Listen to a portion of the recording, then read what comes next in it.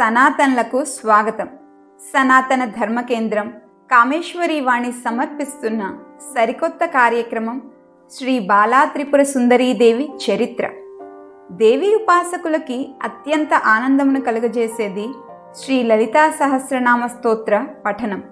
ఆ లలితా సహస్రనామములలో అమ్మవారి గురించిన సమస్త విషయములను ప్రస్తావించారు.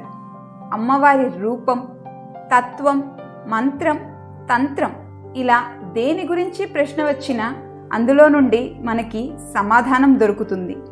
అయితే జగన్మాత లలిత అమ్మవారిగా ఎందుకు ఆవిర్భవించింది, ఎలా ఆవిర్భవించింది, ఆవిర్భవించిన తర్వాత ఏం చేసింది, ఆవిడ స్వరూపమే అయిన చిన్నపిల్ల బాలా అమ్మవారు అని మనం పూజించే ఆ తల్లి ఎవరు అన్న విషయాలన్నిటినీ కూడా మన అందరికీ బాలా అమ్మవారి ఉపాసకులుగా సుపరిచితులైన బ్రహ్మశ్రీ వేదమూర్తులైన తాడేపల్లి రాఘవనారాయణ శాస్త్రి గారు శ్రీ బాలా త్రిపుర సుందరీదేవి చరిత్ర అన్న పుస్తకం ద్వారా అందించారు.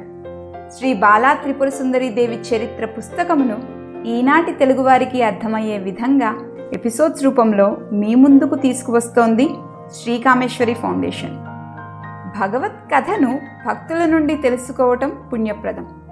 బ్రహ్మశ్రీ తాడేపల్లి రాఘవనారాయణ శాస్త్రి గారి భక్తికి వశురాలై అమ్మయే దిగివచ్చి బాలగా వారింట నడిచినది.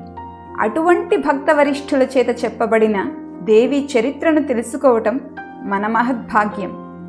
అమ్మవారి గురించి తెలుసుకుని ఆవిడ ఉపాసనలో ముందుకు సాగటమే ఈ ప్రయత్నం యొక్క ముఖ్యోద్దేశం.